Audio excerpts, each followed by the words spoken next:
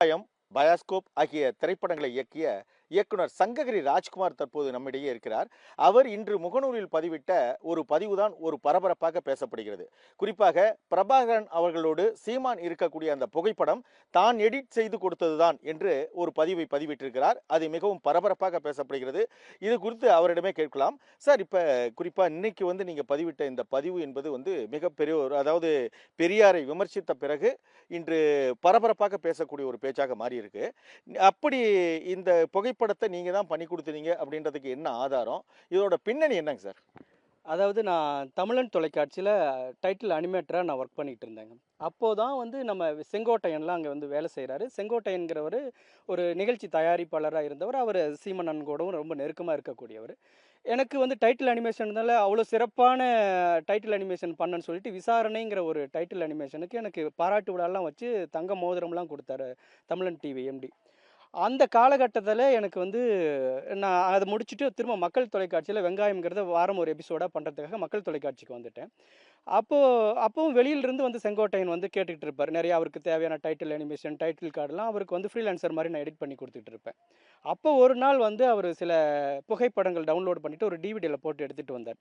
அதாவது தலைவர் பிரபாகரன் அவர் மகேந்திரன் சார் கூட இருக்கிறது, இன்னும் வேறு சில புகைப்படங்கள்லாம் அவருக்கு கிடைச்ச புகைப்படங்கள்லாம் எடுத்துக்கிட்டு, அண்ணன் சீமானுடைய புகைப்படத்தையும் எடுத்துகிட்டு இது 2யும் பக்கத்தில் பக்கத்தில் இருக்கிற மாதிரி எனக்கு வேணும்னு சொல்லி கேட்டார்.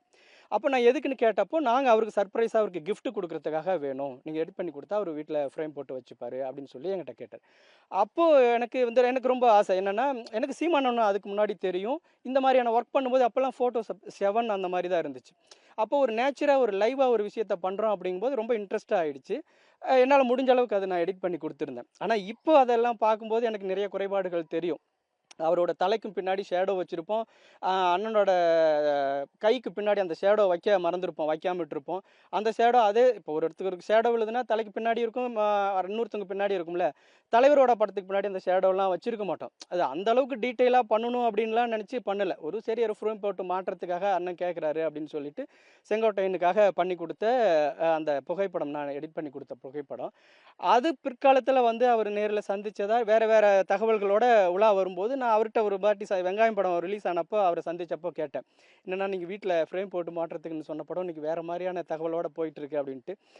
நம்மளால நம்ம ஒரு புகைப்படத்தால் ஒரு அரசியல் தலைவரை உருவாக்கி இருக்கிறோம், அவர் வளர்ந்து வந்தால் நமக்கு நல்லதானடா, நம்ம அண்ணன் தானடா அப்படின்னு ரொம்ப சந்தோஷப்பட்டார். அண்ணனும் ரொம்ப சந்தோஷப்பட்டாரா அப்படின்லாம் சொல்லுவார். அப்போதைக்கு எனக்கு நம்ம கொடுத்த புகைப்படம் ஒரு நல்ல விஷயத்துக்கு பயன்படுது அப்படின்னு நினச்சிட்டு நான் ரொம்ப சந்தோஷமாக தான் நினச்சிக்கிட்டு இருந்தேன்.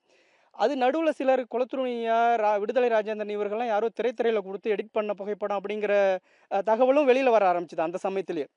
நான் அதுவும் செங்கோட்டையன்ட்ட கேட்டேன். நீங்க இது தகவல் சொன்னீங்களா? நான் யார்கிட்டயும் சொல்லல. ஏன்னா அவர்ட்ட நீங்க யார்கிட்டயுமே இது நாம தான் எடிட் பண்ணணும்னு சொல்லாத. அவர் அண்ணன் ஒரு விஷயமா சொல்லியிருக்காரு. அது ஒரு நல்லதுக்கு தானே பயன்படுத்துறோம். அண்ணன் தலைவர் இல்லாத கட்டத்துல நாம அதை எடுத்து முன்னெடுத்து அந்த இயக்கத்தை நடத்தக்கூடிய ஒரு இடத்துல இருக்கும்போது அந்த புகைப்படம் பயன்படுத்துறது நல்லது தானே அப்படின்னு சொல்லும்போது ஒரு நல்ல விஷயத்துக்கு பயன்படுது. நம்ம என்ன தலைவர் பிரபாகரன் அவ்வளோ நேசிச்சேன் நம்ம. அதுக்கு அடுத்தது யாருமே இல்லாத மாதிரியான ஒரு சூழல் உருவாகும்போது நல்ல விஷயத்துக்கு பயன்படுது அப்படிங்கும் பொழுது நம்ம அது இது வரைக்கும் நான் அதை சொல்லணுங்கிற எண்ணமே எனக்கு எந்த இடத்துலையுமே வரல. இப்படி தகவல் வெளியில வரும்போது நீங்க சொல்லிட்டீங்களான்னு நான் அவர் செங்கோட்டையனை கேட்பேன். இல்லடா அவங்களா யூகத்துல சொல்றாங்க, நம்ம அதை பத்தி ஒன்றும் கண்டுக்காம விட்டுட்டாலே அது கொஞ்ச நாள்ல மறந்துடுவாங்க அப்படின்னு சொல்லிடுவாங்க. நாங்களும் அப்படியே விட்டுட்டோம். அது நானா சொல்ற வரைக்கும் யாருமே அதை அது எடிட் பண்ணப்பட்ட புகைப்படம்னு யாருமே நினைக்கல. இல்ல, இப்ப குறிப்பா சொல்லணும்னா, சீமான் இப்ப முக்கியமா ஒரு தன்னை முன்னிலைப்படுத்திக்கிறதுக்கு முக்கியமா பிரபாகரன் அவர்கள தான் ஒரு ஒரு இதுலயும் சொல்லிட்டு வராரு. இப்ப பிரபாகரன் அவர்களை அவர் சந்திச்சிருப்பாரா? இல்ல சந்திக்காம இந்த புகைப்படத்தை பொறுத்தவரையிலும் வேறொரு புகைப்படமும் இந்த புகைப்படம் இவருடைய புகைப்படமும் இணைத்து இப்படி செய்யப்பட்டதா? இது எந்த காலகட்டத்துல செய்யப்பட்டது? இல்ல, இந்த புகைப்படம் நான் உருவாக்குனது. இப்ப அவர் சந்திச்சதா பக்கத்துல நிக்கக்கூடிய புகைப்படங்கள் இருக்கு இல்லைங்களா? அது நான் உருவாக்குனது. அந்த புகைப்படம் எடுக்காம அதை தவிர அவரை சந்திச்சதா வேற எந்த புகைப்படமும் இணையத்துல கிடைக்கல. இல்ல அவரும் வெளியிடல. அவரை சந்திச்சப்போ புகைப்படம் எடுத்தாரா? சந்திச்சாரா? இல்ல சந்திச்சப்போ புகைப்படம் எடுக்கிறதுக்கான வாய்ப்பு இல்லையாங்கிறத பத்தி நான் அவ்வளவு ஆதாரப்பூர்வமா, உறுதிப்பூர்வமா நான் சொல்ல முடியாது. ஏன்னா, இந்த புகைப்படம் ஒரிஜினலா எடுக்கப்பட்டது இல்ல அப்படிங்கிறத நான் ஒரிஜினலா நான் சொல்ல முடியும். அது நான் எடிட் பண்ணேன் அப்படிங்கிறதன் பேர்ல நான் எடிட் பண்ணி கொடுத்த புகைப்படம் அப்படிங்கிறத நான் உறுதியா சொல்றேன். எனக்கு என்ன ஒரு இதுன்னா, பிரபாகரன் அவர்கள அண்ணன் சீமான் வந்து அடிக்கடி சொல்றாரு.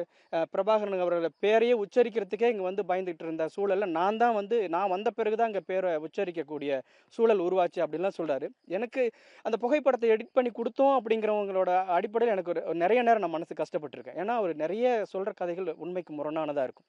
இந்த புகைப்படத்த அடிப்படையா வச்சுட்டு அவர் சொல்ற கதைகள் நெறைய உண்மைக்கு முரணானதா இருக்கும்.